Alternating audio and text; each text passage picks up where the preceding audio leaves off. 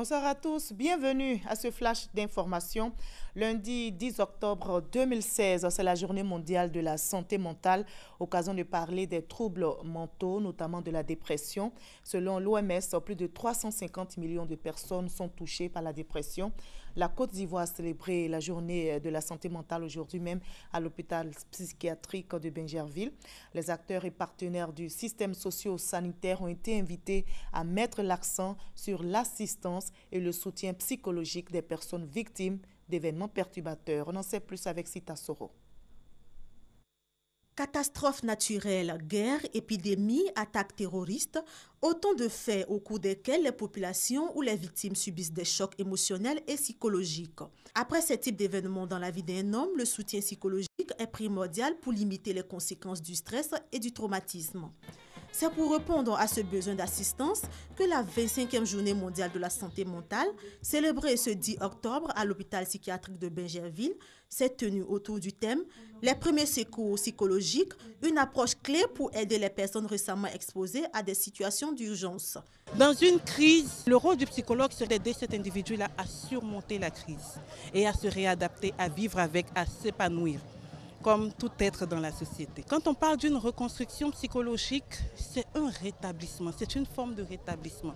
De se dire, c'est vrai, c'est arrivé, ça peut arriver à tout le monde, ça m'est arrivé à moi, mais il faut que je surmonte.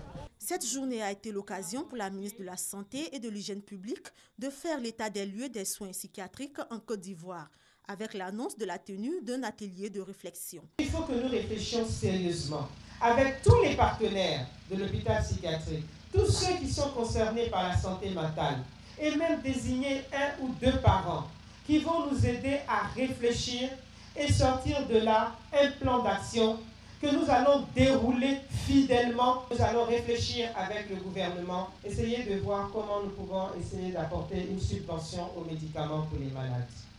Même si elle n'est pas totale, mais je tiens à ce que cette subvention puisse se faire. Sensibiliser l'ensemble de la population, les acteurs et les partenaires du système socio-sanitaire sur l'importance des premiers secours psychologiques, c'est en cela que s'est résumée cette 25e journée mondiale de la santé mentale. Ce 10 octobre également, c'est la journée mondiale contre la peine de mort. Cette pratique en vigueur dans certains pays a été abolie en Côte d'Ivoire. La peine de mort a été supprimée dans le code pénal ivoirien depuis mars 2015. L'ONG L'Action des chrétiens pour l'abolition de la torture salue cette décision, mais invite l'État ivoirien à franchir la dernière étape, à savoir ratifier le deuxième protocole facultatif se rapportant au pacte international relatif aux droits civils et politiques visant l'abolition de la peine de mort. L'appel a été lancé aujourd'hui même à l'occasion de la célébration de cette 14e journée. La chancelière allemande Angela Merkel a entamé depuis hier sa tournée africaine de 3 jours. Après le Mali, elle a mis le cap aujourd'hui même sur le Niger, où elle va aider à la construction d'une base militaire en appui à la mission militaire onusienne qui combat les djihadistes au Mali voisin. Pour la chancelière, le Niger reste donc un partenaire central dans la lutte contre le terrorisme et la migration illégale en provenance d'Afrique de l'Ouest. Après le Niger, elle se rendra en Éthiopie. En Éthiopie, justement, les autorités ont décrété hier l'état d'urgence pour une période de 6 mois. Après plusieurs mois de violents troubles dans le pays, la mesure qui s'applique à l'ensemble du territoire est sans précédent en Éthiopie depuis 25 ans. Cette déclaration d'état d'urgence intervient, je rappelle, après une semaine de violence d'une rare intensité en région, donc Oromo et dans la périphérie d'Addis Abeba. Les manifestants ont incendié des entreprises étrangères, saccagé des bâtiments publics, bloqué de nombreuses routes avec des barrages improvisés. Aux États-Unis, en Haïti, 5 ans après le séisme du 12 janvier, la République d'Haïti se retrouve de nouveau ravagée par le passage de l'un des pires ouragans de son histoire. Dans la nuit du mardi 4 octobre dernier, Matthew, l'ouragan meurtrier, a tout dévasté sur son passage et plus de 1000 personnes ont été tuées.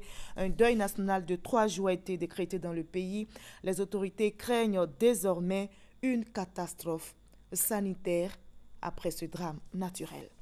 Et de l'impression générale aux États-Unis d'Amérique, le deuxième débat entre Hillary Clinton et Donald Trump a été virulent et le ton agressif avec des attaques personnelles et des mots très durs. D'entrée de jeu, le candidat républicain a été sur la sellette à cause d'une vidéo enregistrée en 2005 et dans laquelle il tient des propos grossiers au sujet des femmes. Et les deux candidats ont très peu évoqué, selon les Américains, les dossiers de fond. Les sondages effectués pendant le débat donnent Hillary Clinton gagnante à 57% contre 34% pour Donald Trump. Je vous retrouve à 20h, à tout à l'heure.